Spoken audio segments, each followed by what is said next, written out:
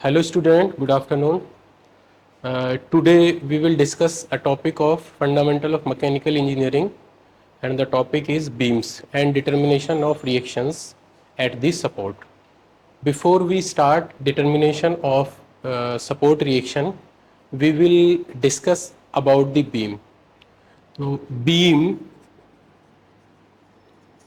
Beam को define करने के लिए हम बीम जो है हमारा वो एक स्ट्रक्चरल मेंबर है जो लेटरली लोडेड होता है, मतलब कि उसके अंदर जो फोर्स लग रहा है वो लेटरल डायरेक्शन में लग रहा है. फॉर एग्जांपल अगर हम कोई एक ये सपोज कर लेते हैं, ये एक बीम है और इस बीम के ऊपर जो लोड लगेगा वो लगेगा लेटरल डायरेक्शन में. अब लेटरल डायरेक्शन कैसे पहचानना है हमें कि जो बीम का लेंथ है, लेंथ वाली जो एक्सिस होती है, ये जो एक्सिस रहेगी हमारी, इसको बोलते हैं लॉन्गिट्यूडनल एक्सिस. इसके जो परपेंडिकुलर एक्सिस होगी वो होगी हमारी लेटरल एक्सिस. तो इस एक्सिस को हम बोलेंगे लेटरल एक्सिस या लेटरल डायरेक्शन, और इसको बोलेंगे हम लॉन्गिट्यूडनल डायरेक्शन. तो बीम की जो डेफिनेशन है, सिंपली हम बीम कह सकते हैं कि beam is a structural member which is laterally loaded. तो लोड जो लगेगा इसमें वो इस डायरेक्शन में लगेगा, लेटरल डायरेक्शन में. तो ये सिंपल सी डेफिनेशन होगी हमारी बीम की. अब इसके टाइप्स को समझने के लिए, टाइप्स ऑफ बीम, बीम के टाइप को समझने के लिए हमें थोड़ा सा सपोर्ट के बारे में जानना पड़ेगा. तो हम क्या करते हैं कि सपोर्ट्स के बारे में पढ़ते हैं पहले, टाइप्स ऑफ सपोर्ट्स. तो सपोर्ट्स जो है हमारी वो तीन टाइप की होती हैं. पहला जो टाइप है हमारा सपोर्ट का वो है हमारा हिंज सपोर्ट, हिंज्ड सपोर्ट. दूसरा वाला जो है हमारा सपोर्ट वो है, second one is roller support. और तीसरा जो है हमारा वो है हमारा फिक्स्ड सपोर्ट. अब अगर इसको हमें पहचानना है हिंज सपोर्ट को, तो अगर कहीं भी किसी क्वेश्चन के अंदर या कहीं हमें अगर ये दिख जाता है तो this is the symbol of hinge support. इसको और भी एक तरीके से दिखाया जा सकता है, जैसे नीचे मैं इसको आपको बताऊं. और अगर किसी बीम के अंदर हमें ये सिंबल दिख रहा है तो ये कौन सा वाला है हमारा, ये हिंज सपोर्ट है हमारा. दूसरा, जब हम रोलर सपोर्ट की बात करते हैं तो अगर हमें ये सिंबल दिखा कि इसके अंदर हमने रोलर भी लगा दिया और ये बीम के किसी एंड पे लगा है, तो ये हो गया हमारा रोलर सपोर्ट. अगर हम फिक्स सपोर्ट की बात करते हैं कि अगर किसी बीम पे ये लगा है दिस टाइप का सपोर्ट, तो ये कहलाता है हमारा फिक्स सपोर्ट. तो तीन टाइप के सपोर्ट हो गए हमारे, हिंज सपोर्ट, रोलर सपोर्ट और फिक्स सपोर्ट. और तीनों के सिंबल भी हमने देख लिए, इस तरह से ये इसके सिंबल है. अब जब हम टाइप्स ऑफ बीम को पढ़ेंगे तो सबसे पहला जो टाइप आता है बीम के अंदर वो आता है हमारा simply supported beam. Simply supported beam. अब सिंपली सपोर्टेड बीम वो होता है कि जब हम किसी बीम के एक एंड पे कौन सा सपोर्ट लगाएं, हिंज सपोर्ट लगाएं. तो एक एंड पे क्या लगा दिया हमने, हिंज सपोर्ट, और दूसरे एंड पे हमने लगा दिया इसमें रोलर सपोर्ट. तो कोई ऐसा बीम जिसके एक एंड पे, इस पॉइंट को हमने ए मान लिया, इसको बी मान लिया, अगर एक एंड पे हिंज सपोर्ट लगा है और दूसरे पे रोलर सपोर्ट लगा है तो वो कहलाएगा हमारा सिंपली सपोर्टेड बीम. अब इस सिंपली सपोर्टेड बीम को जब हम सॉल्व करते हैं तो सॉल्व करने के लिए हमें इसका फ्री बॉडी डायग्राम बनाना होता है. Free body diagram, free body diagram का मतलब ये है कि कोई भी ऑब्जेक्ट का अगर सरफेस कांटेक्ट है उसको हटा देना है और उसकी जगह नॉर्मल रिएक्शन अप्लाई करना है. तो जब इसका फ्री बॉडी डायग्राम हम ड्रॉ करेंगे तो ये हमारा सिंपल बीम है. तो जो हिंज सपोर्ट होगा उसकी जगह, उसके प्लेस पे दो रिएक्शन लगेगा, एक वर्टिकल डायरेक्शन में और दूसरा हॉरिजॉन्टल डायरेक्शन में. जो रोलर सपोर्ट है उसकी जगह एक ही रिएक्शन लगेगा, दैट इज वर्टिकल डायरेक्शन में. अब ये जो सपोर्ट है ये काम क्या करते हैं, इनको समझने के लिए हमें थोड़ा सा इसको प्रैक्टिकली देखना पड़ेगा. जैसे फॉर एग्जांपल ये बीम है, इधर हमने हिंज सपोर्ट लगाया हुआ है और इधर रोलर सपोर्ट लगाया है. तो हिंज सपोर्ट क्या काम करेगा कि इस एंड को ना तो वर्टिकली मूव होने देगा और ना ही हॉरिजॉन्टली मूव होने देगा. मतलब ये इस डायरेक्शन में जो रिएक्शन लग रहा है ये इस बीम को ऊपर नीचे मूव नहीं करने देगा, और ये जो रिएक्शन लग रहा है हॉरिजॉन्टल रिएक्शन, ये इस एंड को कभी इधर इधर मूव नहीं होने देगा, लेकिन ये अपने प्लेस पे रोटेट कर सकता है हिंज सपोर्ट की वजह से. इसी तरह जब हम रोलर सपोर्ट पे जाते हैं तो रोलर सपोर्ट जो है वर्टिकल डायरेक्शन में लगाता है एक रिएक्शन, तो ये बताता है कि इस डायरेक्शन में कोई मूवमेंट नहीं होगा इस बीम का, लेकिन ऐसे मूवमेंट हो सकता है हॉरिजॉन्टल डायरेक्शन में। तो जिस डायरेक्शन में भी रिएक्शन लग रहा है उस डायरेक्शन में मूवमेंट को ये रेस्ट्रिक्ट कर देगा। तो ये कहलाता है हमारा सिंपली सपोर्टेड बीम। अब इसके बाद जो दूसरा बीम हमारा आता है वो है हमारा कैंटिलीवर बीम। कैंटिलीवर बीम का मतलब कि अगर कोई हमारा बीम दिया है उसके एक एंड पे हम क्या लगा दें, फिक्स सपोर्ट।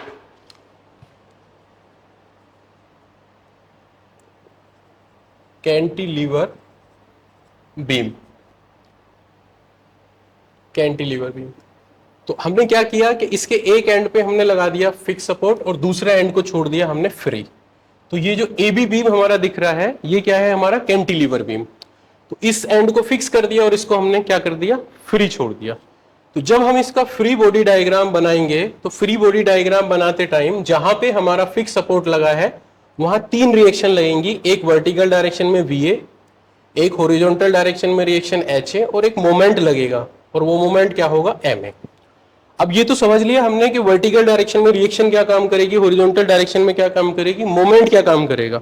जब हम डिस्कस कर रहे थे कि जब हमारा हिंज सपोर्ट लगेगा तो ना वर्टिकल डायरेक्शन में मूवमेंट होगा ना हॉरिजॉन्टल डायरेक्शन में होगा, लेकिन जब फिक्स सपोर्ट लगेगा तो ये ऐसे रोटेट भी नहीं करेगा। लेकिन अगर हिंज सपोर्ट लगा है तो रोटेट कर सकता है, अगर फिक्स सपोर्ट लग गया तो ये रोटेट भी नहीं करेगा। तो ये है हमारा कैंटिलीवर बीम सेकंड नंबर पे। तीसरे नंबर पे हमारा आता है overhanging beam. Overhanging beam, overhanging beam में क्या होता है कि अगर हमें कोई एक बीम दिया है और हमने उस पे जो सपोर्ट लगाए हैं वो एंड्स पे नहीं लगा के एंड से हट के लगा दिए, इधर लगा दिया और एक इधर लगा दिया, ये रोलर सपोर्ट हमने लगा दिया, तो ये वाला जो बीम है हमारा ये कहलाएगा ओवरहैंगिंग बीम। इसके बाद जो तीसरा हमारा चौथा टाइप है वो है हमारा कॉन्टिन्यूअस बीम। वो है हमारा कॉन्टिन्यूअस बीम। कॉन्टिन्यूअस बीम के अंदर क्या है कि अगर किसी बीम के ऊपर 2 से ज्यादा सपोर्ट लगे हुए हैं तो वो कहलाएगा हमारा कॉन्टिन्यूअस बीम। सपोज ये एक हमने बीम ले लिया, यहां क्या लगा है, एक हिंज सपोर्ट, दूसरा क्या लगा है हमारा रोलर सपोर्ट, और तीसरा है हमारा रोलर सपोर्ट। तो ये जो बीम है हमारा क्या कहलाएगा, कॉन्टिन्यूअस बीम। और लास्ट में जो हमारा फिफ्थ टाइप बचता है वो है हमारा फिक्स्ड बीम।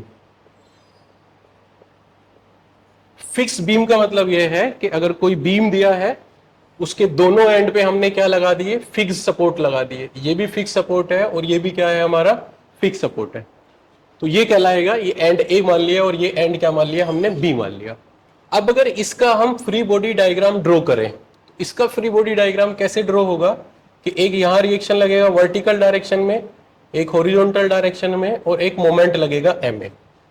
इसी तरह यहां रिएक्शन अगर निकालेंगे तो VB वर्टिकल डायरेक्शन में, HB हॉरिजॉन्टल डायरेक्शन में और एक मोमेंट लग जाएगा MB। तो अगर इस बीम को हम देख रहे हैं तो इसमें जो अननोन रिएक्शन है हमारे पास वो 6 अननोन रिएक्शन है, 1 2 3 4 5 और 6। अब इन रिएक्शंस को देख के हम एक चीज समझ सकते हैं कि जो अगर हम मेजर क्लासिफिकेशन करेंगे बीम का तो मेजरली बीम 2 ही टाइप का होगा। पहला होगा हमारा स्टैटिकली डिटर्मिनेंट बीम और दूसरा होगा हमारा statically indeterminate beam. Statically indeterminate beam. अब इन दोनों को थोड़ा सा हम समझते हैं, कैसे समझेंगे। अभी हमारे पास जो इक्वेशंस ऑफ इक्विलिब्रियम होती हैं वो 3 होती हैं। इक्वेशंस ऑफ इक्विलिब्रियम वो क्या कहती हैं, summation of horizontal force is equal to 0, summation of vertical force equal to 0 और summation of moment equal to 0। तो टोटल नंबर ऑफ इक्वेशंस जो है हमारे पास 3 है। अगर किसी बीम के अंदर नंबर ऑफ अननोन 3 या 3 से कम है तो वो बीम कहलाएगा हमारा स्टैटिकली डिटर्मिनेंट बीम। जैसे फॉर एग्जांपल हम अभी कैंटिलीवर बीम की बात करते हैं तो अननोन रिएक्शन 1 2 और 3 है, तो कैंटिलीवर बीम जो है हमारा वो आएगा स्टैटिकली डिटर्मिनेंट की कैटेगरी में। अगर यहीं पे हम फिक्स बीम को देखते हैं तो इसके अंदर नंबर ऑफ अननोन जो है वो इक्विलिब्रियम इक्वेशन से ज्यादा है, तो इसको बोलेंगे हम स्टैटिकली इनडिटरमिनेंट बीम, क्योंकि सिंपल तरीके से आप इन रिएक्शंस को कैलकुलेट नहीं कर सकते। तो ये जो इक्विलिब्रियम इक्वेशन के अगर बराबर है या उससे कम अननोन है स्टैटिकली डिटरमिनेंट, और अगर ज्यादा अननोन हो जा रहे हैं तो वो है स्टैटिकली इनडिटरमिनेंट बीम। तो ये था हमारा टाइप्स ऑफ बीम के बारे में एक डिटेल जो भी था। अब हम पढ़ेंगे इसके अंदर कि रिएक्शंस को कैसे कैलकुलेट किया जाता है। तो रिएक्शन को कैलकुलेट करने से पहले हम थोड़ा लोड के बारे में पढ़ेंगे कि कितने टाइप के हमारे लोड होते हैं जो किसी भी बीम के ऊपर एक्ट करते हैं। तो 3 टाइप के हमारे पास जो है वो लोड होता है, टाइप्स ऑफ लोड। पहला जो टाइप है हमारा वो है पॉइंट लोड। दूसरा जो इसका टाइप है वो है हमारा यूडीएल। यूडीएल को हम बोलते हैं यूनिफॉर्मली डिस्ट्रीब्यूटेड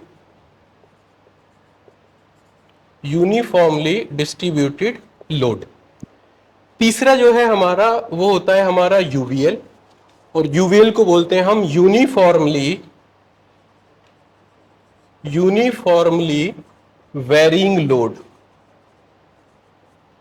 अब इनको हमें पहचानना कैसे है। सपोज करो हमारे पास ये एक बीम दिया है और इस बीम के ऊपर ये सिंपली सपोर्टेड बीम मान लेते हैं, क्योंकि हम बीम पढ़ चुके हैं कि सिंपली सपोर्टेड क्या होता है। अगर लोड किसी एक पर्टिकुलर पॉइंट पे एक्ट कर रहा है तो वो कहलाएगा हमारा पॉइंट लोड। जैसे ये सारा जो फोर्स लोड लिखा है मैंने, जैसे इसको बोल दिया W1, W2, W3, W4, तो ये पॉइंट्स पे काम कर रहा है। बी पे लग रहा है, सी पे लग रहा है, डी पे लग रहा है। तो जब भी हमारा कोई लोड किसी पॉइंट पे एक्ट करेगा तो वो कहलाएगा पॉइंट लोड। अगर लोड एक लेंथ पे डिस्ट्रीब्यूटेड है यूनिफॉर्मली तो वो कहलाएगा हमारा uniformly distributed load. For example ये हमने क्या ले लिया, एक सिंपली सपोर्टेड बीम। अब हमने क्या किया कि लोड को इसके ऊपर इस तरह से डिस्ट्रीब्यूट कर दिया है पूरी लेंथ के ऊपर। यहां पे क्या था, एक पॉइंट पे लग रहा था, और इसका यूनिट कैसे दे दिया हमने, W किलो न्यूटन पर मीटर। और अगर इसकी लंबाई मैंने L मीटर यहां से ले लिया तो 1 मीटर पे कितना लग रहा है ये load, W kilo newton. 1 metre पे W किलो न्यूटन, तो L मीटर पे टोटल कितना हो जाएगा, W इंटू L। और ये लोड एक्ट कहां करेगा, ये इसके सेंटर पे एक्ट करेगा, W इंटू L। तो ये है हमारा यूडीएल। तो न्यूमेरिकल को सॉल्व करने के लिए हम यूडीएल को एज्यूम कर लेते हैं पॉइंट लोड की फॉर्म में। वैसे तो यूडीएल को पॉइंट लोड में नहीं कन्वर्ट किया जा सकता, लेकिन हम for the purpose of solving the numerical इस यूडीएल को पॉइंट लोड में कन्वर्ट कर लेते हैं। तीसरा जो है हमारा वो है हमारा यूवीएल। अब यहां हमने क्या किया कि एक फिर से सिंपली सपोर्टेड बीम हमने ले लिया है, और इसके ऊपर जो लोड है वो वेरी कर रहा है। वेरी जैसे ये यहां 0 से लेके और ऐसे बढ़ता जा रहा है लोड। ये लोड की जो वैल्यू है वो इंक्रीज होके जाती है। तो ये जो हाइट है एरोज की वो हमें बता रही है लोड की वैल्यू। जैसे सपोज यहाँ पे लोड की वैल्यू 0 है और यहां पर जो लोड की वैल्यू है वो होगी है W किलो न्यूटन पर मीटर। अब ये तो हमें यूवीएल दिख गया, ये A पॉइंट है और ये हमारा B पॉइंट है। लेकिन जब हम इससे रिएक्शन कैलकुलेट करेंगे या इसका कैलकुलेशन करेंगे तो इसको भी हमें ट्रांसफॉर्म करना पड़ेगा पॉइंट लोड की तरफ, या उसको एज्यूम करना पड़ेगा पॉइंट लोड। तो इसका जो पॉइंट लोड कन्वर्ट सबसे पहले क्या होगा कि टोटल लोड निकालेंगे हम। टोटल लोड इक्वल टू जो निकल के आएगा वो ये एक ट्राइंगुलर शेप है, तो ट्राइंगल का एरिया निकालेंगे। ट्राइंगल का एरिया होता है 1/2 बेस इंटू हाइट। तो इसका जो लेंथ है हमने उसको L मान लिया है। लेंथ क्या है, L। तो इसका बेस कितना हो गया, बेस L हो गया, और इसकी हाइट जो है वो कितना दिया है टोटल, ये W। तो ये हो गया हमारा W। तो टोटल लोड जो निकल के आया वो आ गया WL/2। अब ये एक्ट कहां पे करेगा, ये एक्ट करेगा जहां पर हमारा ट्राइंगल का सेंट्रोइड होता है। तो ट्राइंगल का जो सेंट्रोइड होगा इसका वो यहां पे लाई करेगा। ये कितना होगा, WL/2। इसकी लोकेशन कैसे होगी कि इधर से जिधर लोड का जिधर हाइट है ट्राइंगल का उधर से 1/3 पे। तो टोटल लेंथ है L, तो ये वाली जो डिस्टेंस निकल के आएगी हमारी वो डिस्टेंस निकल के आएगी L/3। तो L/3 डिस्टेंस पे हाइट से लाई करेगा। अगर हॉरिजॉन्टल से इसका पोजीशन निकालेंगे तो जो भी इसकी हाइट है इससे 1/3 पे होगा, मतलब W/3 पे हम बोल सकते हैं कि यहाँ इसका सेंट्रोइड लाई करेगा। तो ये हमारा 3 टाइप का लोड हो गया, जो रिएक्शन को कैलकुलेट करने से पहले हमें पता होना चाहिए कि कौन से टाइप का लोड लग रहा है। अब हम शुरू करते हैं कि रिएक्शन को कैसे निकालना चाहिए।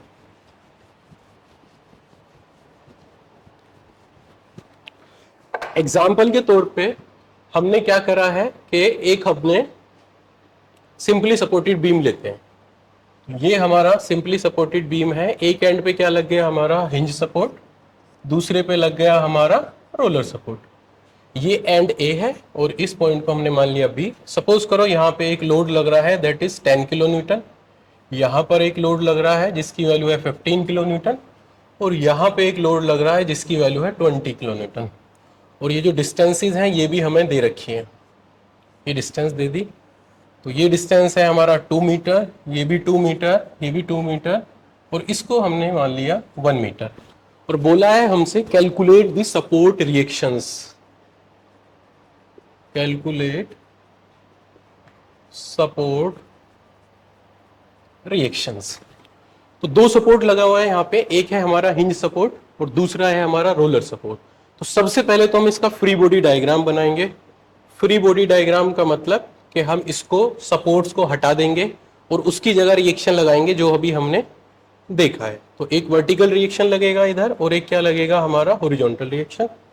एक ये हमारा लोड लग गया जिसकी वैल्यू कितनी है 10 किलो न्यूटन, एक लोड ये लग गया जिसकी वैल्यू है हमारी 15 किलो न्यूटन, और एक लोड हमारा ये लग गया जिसकी वैल्यू है 20 किलो न्यूटन। और जब रोलर सपोर्ट की जगह हम FBD बनाएंगे तो इसकी जगह एक ही रिएक्शन लगेगा VB, और डिस्टेंस जो एज इट इज ऊपर दे रखा है वो डिस्टेंस लिखेंगे। और वो डिस्टेंस कितना है, ये 2 मीटर, ये भी 2 मीटर, ये भी 2 मीटर और ये 1 मीटर। अब इसमें हमें अप्लाई करना है equations of equilibrium, equations of equilibrium. पहली इक्वेशन इक्विलिब्रियम की है summation of horizontal forces equal to 0। अब इस बीम के अंदर देखना है हमें फ्री बॉडी डायग्राम जो बनाया है कि इसमें हॉरिजॉन्टल डायरेक्शन में कितने फोर्स लग रहे हैं। तो हॉरिजॉन्टल डायरेक्शन में एक ही फोर्स लग रहा है HA राइट की तरफ। तो हम क्या करेंगे, पहले साइन कन्वेंशन एज्यूम कर लेते हैं कि जब भी फोर्स ऊपर की तरफ लगेगा प्लस लेंगे, नीचे की तरफ माइनस। जब भी फोर्स राइट की तरफ लगेगा प्लस, लेफ्ट की तरफ लगेगा माइनस।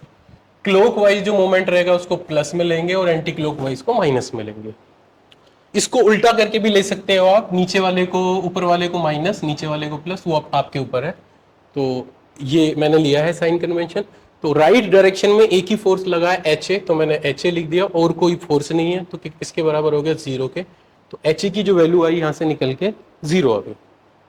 अब हम दूसरी इक्वेशन लिखेंगे इक्विलिब्रियम की, वो क्या कहती है, summation of vertical forces equal to 0। Vertical direction में जितने भी फोर्स लग रहे हैं उनका सबका सम करना है। जो अपवर्ड डायरेक्शन में प्लस लेना है, डाउनवर्ड डायरेक्शन में नीचे लेना है।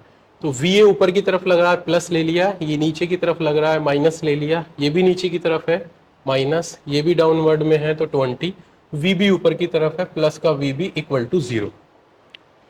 ये हो गया हमारा VA 10, 15, 25, 45। तो ये हो गया माइनस का 45 प्लस का VB इक्वल टू 0, और VA plus VB equal to 45, इसको मानेंगे इक्वेशन नंबर 1। अब इस इक्वेशन में हमारे पास 2 अननोन है, तो 2 अननोन के लिए 2 ही इक्वेशन चाहिए। तो इक्विलिब्रियम की तीसरी इक्वेशन अप्लाई करेंगे और वो कहती है समीशन ऑफ मोमेंट अबाउट किसी भी पॉइंट के क्लॉकवाइज को पॉजिटिव ले लो और इक्वल टू 0। या एक काम करो, अभी डायरेक्शन की बात बाद में करेंगे, summation of moment equal to 0 के बराबर। अब मोमेंट जो लिया जाता है वो किसी एक पॉइंट के अबाउट लिया जाता है और उसमें एज्यूम करना है कि आपको क्लॉकवाइज को प्लस लेना है या एंटी क्लॉकवाइज को। तो हम मोमेंट किसके अबाउट ले रहे हैं, ए पॉइंट के अबाउट। ये ए है, ये बी है। अब किसके अबाउट मोमेंट लेना है ये भी बात में थोड़ा सा क्लियर कर दूं। हमेशा जो मोमेंट लेंगे हम उस पॉइंट के अबाउट लेंगे जिस पॉइंट पे नंबर ऑफ अननोन फोर्सेस सबसे ज्यादा होंगे। यहाँ कोई अननोन फोर्स नहीं है, यहाँ भी नहीं है, यहाँ भी नहीं है, एक अननोन यहाँ पे है और 2 अननोन यहाँ पे है। तो जहां अननोन ज्यादा होंगे उसी के अबाउट मोमेंट लेना है, तो इस वजह से ए के अबाउट। और मैंने क्लॉकवाइज को पॉजिटिव माना है, ये भी मैंने लिख दिया। और सारे फोर्सेस का मोमेंट लेके ए के अबाउट इक्वल टू 0 करेंगे। अब थोड़ा सा मोमेंट के बारे में हम देख लेते हैं। आपको एक बात याद रखनी है कि मोमेंट का मतलब सिर्फ और सिर्फ ये है फोर्स इंटू डिस्टेंस। जिस फोर्स का भी मोमेंट लेना है उस फोर्स को रखना है, और डिस्टेंस कैसे मेजर करनी है वो अभी मैं आपको बताऊंगा। ए के अबाउट मोमेंट ले रहे हैं, तो ए पॉइंट से जितने भी फोर्सेस की लाइन ऑफ एक्शन जा रही है उन सबकी, तो ये हम अभी मोमेंट की बात कर रहे थे। तो मोमेंट जो है हमारा, एक ही बात आपको याद रखनी है, moment equal to force into distance. अब जिस फोर्स का भी मोमेंट लेना है वो फोर्स तो हमें पता रहेगा, डिस्टेंस कैसे मेजर करना वो मैं अभी आपको बताऊंगा। तो ए के अबाउट मोमेंट हम ले रहे हैं, तो ए पॉइंट से जिस जिस फोर्स की लाइन ऑफ एक्शन पास होकर जाएगी उसकी वजह से मोमेंट जीरो होगा। जैसे वीए फोर्स का ये है और ये इसकी लाइन ऑफ एक्शन है, तो वीए की वजह से मोमेंट जीरो। एच ए की जो लाइन ऑफ एक्शन है वो ये है, तो एच ए की वजह से भी मोमेंट जीरो। अब आगे चले हम, अब आगे 10 पे। अब 10 किलो न्यूटन फोर्स का मोमेंट ए के अबाउट लेना है इस पॉइंट के, तो आपको क्या लेना है, 10 का मोमेंट लेना है। अब डिस्टेंस देखना है क्या लूं मैं, तो जिस फोर्स का भी मोमेंट ले रहे हैं उसकी लाइन ऑफ एक्शन बनाइएगा पहले, और उस लाइन ऑफ एक्शन के ऊपर उस पॉइंट से परपेंडिकुलर डालिए जिसके अबाउट मोमेंट ले रहे हैं। तो मोमेंट तो हम ए के अबाउट ले रहे हैं, तो ए से जो परपेंडिकुलर रहेगा इसके ऊपर ये रहेगा, इसी डिस्टेंस से मल्टीप्लाई करनी है, तो 10 इंटू 2। अब इस वाले फोर्स का, अभी साइन की बात बाद में करेंगे, पहले इसका मोमेंट लेंगे जब 15 का, तो 15 इंटू डिस्टेंस क्या होगी, इसकी भी लाइन ऑफ एक्शन बनाओ, बना दी, इसके ऊपर इस पॉइंट से परपेंडिकुलर डाल दो क्योंकि इसके अबाउट मोमेंट ले रहे हैं, तो ये डिस्टेंस कितना हुआ, 2 और 2 4 हो गया। अब 20 का मोमेंट लेंगे जब, तो 20 का हमने मोमेंट लिया, इसकी लाइन ऑफ एक्शन बनाओ और इस लाइन ऑफ एक्शन पे भी उसी पॉइंट से परपेंडिकुलर ड्रॉ करो, तो ये हो जाएगा हमारा 20 इंटू का 6। ये जो फोर्स है हमारा, ये इसकी लाइन ऑफ एक्शन बनाओ, इस लाइन ऑफ एक्शन, ये फोर्स क्या है, वीबी, इस पे भी परपेंडिकुलर ड्रॉ करो, तो हमने लिख दिया वीबी इंटू डिस्टेंस हो गया 2 4 6 और 7। अब बात करते हैं साइन की, कि इसका साइन क्या आएगा। हमें क्या करना है, जिस फोर्स का भी मोमेंट ले रहे हो उस फोर्स से सर्कल ड्रॉ बनाना है। जैसे इसको दो तरीके से, इस एरो को पकड़ के सर्कल बना सकते हो, एक तो इस डायरेक्शन में और दूसरा इस डायरेक्शन में। हमें वो वाला सर्कल लेना है जिसके अंदर वो पॉइंट अंदर आए जिसके अबाउट मोमेंट ले रहे हो। तो अगर मैं ऐसे सर्कल बना रहा हूं तो ये पॉइंट अंदर आ रहा है, अगर ऐसे घुमा रहा हूं तो ये बाहर जा रहा है। इसका मतलब मुझे ये डायरेक्शन लेनी है, और ये डायरेक्शन है क्लॉकवाइज, और क्लॉकवाइज को क्या लिया है मैंने, प्लस, तो ये रहेगा प्लस। इसी तरह जब 15 को पकड़ के मैं सर्कल बनाऊंगा तो दो सर्कल बन सकते हैं, एक तो इस तरह से बनेगा और दूसरा सर्कल इस तरह से बनेगा। ये तो ये तो बाहर जा रहा है, लेकिन ये पॉइंट अंदर आना चाहिए जिसके अबाउट मूवमेंट ले रहे हैं, तो ये भी क्या रहेगी हमारी, क्लॉकवाइज, तो इसको ले लिया हमने प्लस। तीसरा वाले का भी सर्कल इसी डायरेक्शन में बनेगा, पॉइंट तभी अंदर आएगा, तो इसको भी लेंगे प्लस। अब बात आ गई लास्ट में वीबी की, तो जो वीबी का सर्कल बनाएंगे तो एक तो सर्कल ये बन रहा है तो बाहर जा रहा है, तो इस